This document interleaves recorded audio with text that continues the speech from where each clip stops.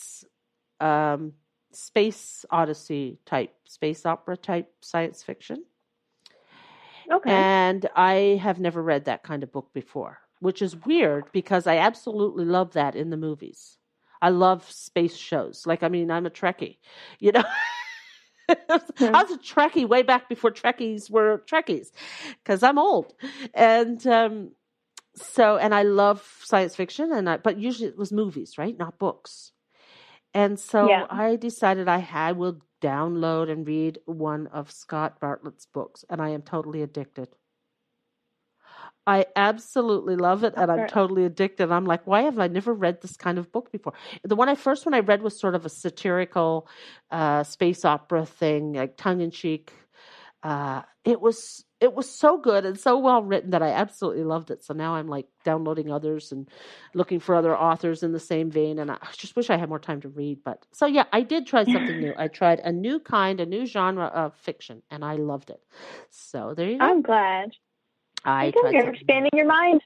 I am. It was leveling so funny. up as a human. It's like they build these. This is the thing that, see, I can't do this. Like world building in literature is when you create the entire new place and you put people in it, right? So like, you know, in space or in everything. But sometimes within that, there's actually reality, like, you know, how the gravity works or how you know what I mean? They've actually calculated scientifically.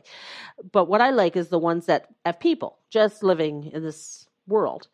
And I look at, and it's like, I put a fake cove in my book, okay? It's like real town with a fake cove where this fake family lives. That's my world I built. I built a little cove, very similar to the cove I grew up in, okay? And but these people build whole entire universes. We mentioned Stan Lee on the previous show, who just passed away there a couple of weeks ago. And, you know, that's what he did. And I sit back and I watch those movies and, you know, enjoy it and love it so much. But it's way outside of and it's not something I want to be creating, because I think I want to be enjoying it passively and just have the entertainment value of it, right? Sometimes you just want to be entertained, and sometimes you want to create. But try new stuff. That's what you got to do. So. Yeah. And speaking of new stuff and new changes, our guest has had some new stuff, has she not? Absolutely. So our guest today is Leslie Hewlett. Leslie is the musical director for, I think that's her title, musical director for Beyond the Overpass, which is a theater theater organization in Gander. They've been around for a while, and they switched from being your regular theater organization to becoming a youth theater primarily. So the kids, the young people that they have been teaching for a number of years, as part of their theater stuff, they've also got a theater school, and but not just their students. They will they did last year, they will in the summer again, deliver a arts festival, and that arts festival will be happening this coming summer, and they will put out a call for actors of a certain age from all over the province. So it won't just necessarily be performers in these plays that are from their school, but performers for all. So it's an opportunity for people interested in theater in this province to audition and become a part of that. And it's paid. You know, it's a paid acting job when the kids are recruited into that, and they do all the stuff. I think they have to be 14. So Leslie's going to tell us all about it. So Jamie Harding is the theater drama director. I don't know what his title is, but he does the theater portion and Leslie does the music portion, and they work together to bring us Beyond the Overpass. And do we have anything else to add, or are we good to go just right straight to Leslie? Let's just go straight to Leslie. All right, here's Leslie Hewlett. Thanks, Bonnie. We'll talk to you soon. Bye-bye. Bye.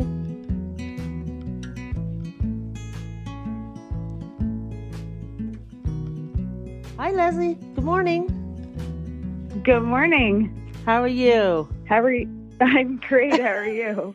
I'm good. I had a weekend in St. John, so I drove back yesterday and had a good nap. And you know how it is when you're gone and you Nice. come back and you go in your own bed and it's like, So I had a good nap and So now nice. I'm raring to go. So, yeah. So we're here to talk about Beyond the Overpass and all the exciting things going on there. So, Yeah. Leslie, what is your role in the in Beyond the Overpass theater group?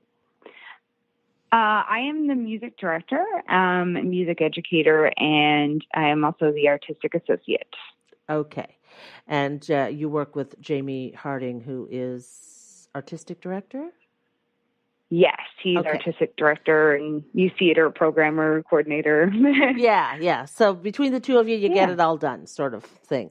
Yeah. Yeah. And so let's talk about Beyond the Overpass. How long has it been around? It's been around a while, actually. Beyond was established in 2005 by Jamie Harding and Steve Perry with the goal of advancing the arts and the development of young artists in Newfoundland. And they actually started out in Newtown and relocated to Gander in 2011. So I've been working here since 2011 in Gander. I started when they made the move here to Gander. So, and even since 2011, we've evolved a lot. And based on kind of the feedback we've gotten, based on the people here, just the changing kind of growing the arts community here in Gander, we've evolved a lot and continue to do so as we hope to provide as many opportunities as we can for young people and young artists. With the goal of basically developing the arts here in Central with a focus on our youth. Right. And because the youth school, I guess, drama, they do classes, courses, performance, production, the whole thing is a big part of what you do, right? Yeah, just because there isn't really like an arts community here in Gander, like not a large one. We definitely found that when we first came here. So, one thing I'm originally from St. John's, and one thing I do kind of miss is just having the opportunity to collaborate with artists so easily because there's so many people working and living in St. John's that it's, you need a cellist. You just call somebody and there's 12 that are ready to play. But here in Gander, I mean, and I'm sure it's the same in Newfoundland, it's really difficult to find people sometimes to collaborate with. But if these young people have these opportunities, we are hoping that if they don't, not all of them are going to go off and do careers in this, but I really think that a lot of them will become patrons of the arts. They will see the value of it. It really can change a person's life and add a lot to someone's life as well.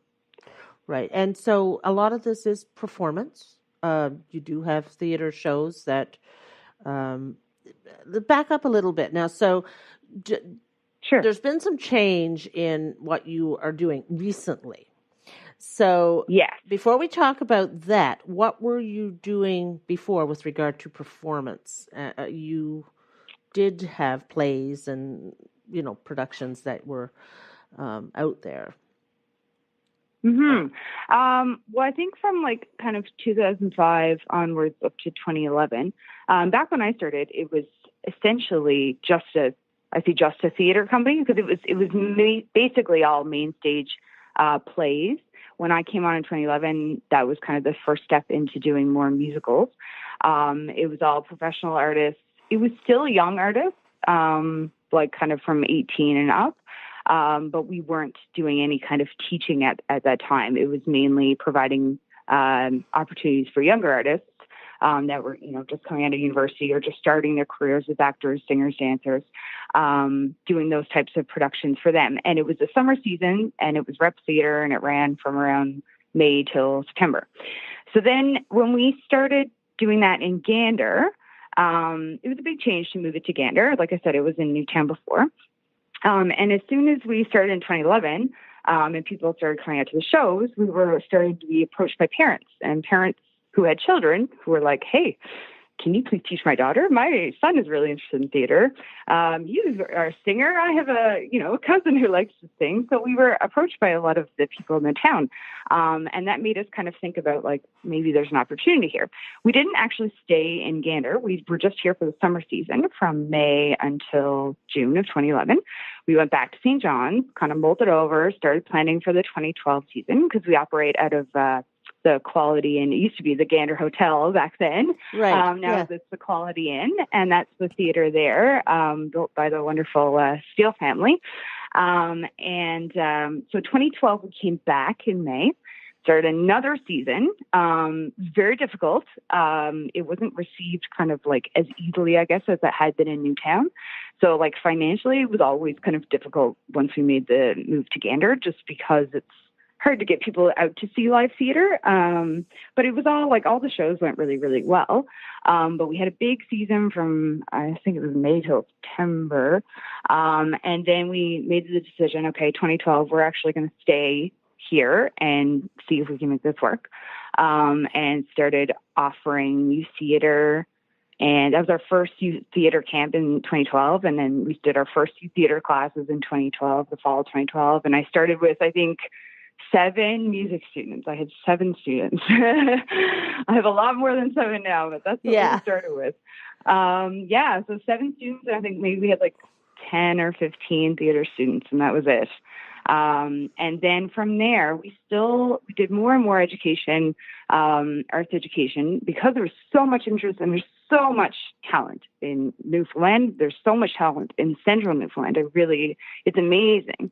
And a lot of these kids just didn't have the opportunity to go out and, foster this talent or learn more about it.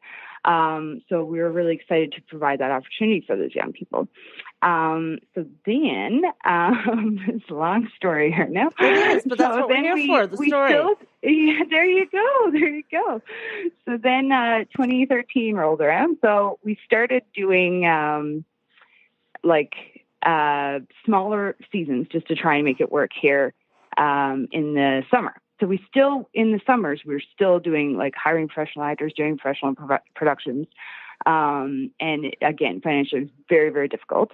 But we still believed in it. We're like, young people need these opportunities because there's so many amazing theater companies in Newfoundland, but a lot of them will hire the older, kind of more seasoned actors. So it's hard sometimes for these young people to get the experience in order to get those opportunities later on. So that was something we always wanted to give young people opportunities. So then 2013, basically we just kept growing on the youth side of things. I started a youth choir in 2015, I think. 2014, 2015, somewhere around there. And that has been amazing. The kids here are amazing. The amount of kids in central Newfoundland that have perfect pitch is like not even sensible. Apparently it's supposed to be 1 in 10,000 people, but I have like at least 6 or 7, maybe almost 10, that have perfect pitch or relative pitch, like incredible pitch here. So I started a youth choir, and that was amazing. I started a chamber choir here as well. And then last year, we made the move, or this year rather. This summer was our first Gander Youth Arts Festival. So kind of as a result of all this change that's happened over the years, we kept moving more towards youth and more towards educating them and providing them with artistic opportunities.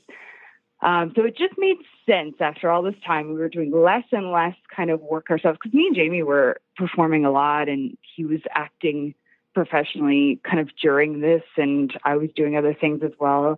And we just kept getting away from that and doing more of the arts education, and bit by bit, that kind of just, the other things tended to drop off, and we were just really, really more focused on developing these young artists, and we just love it so much. So this Gander Youth Arts Festival was the first year we did it. So it was a lot to take on because it was really like abandoning everything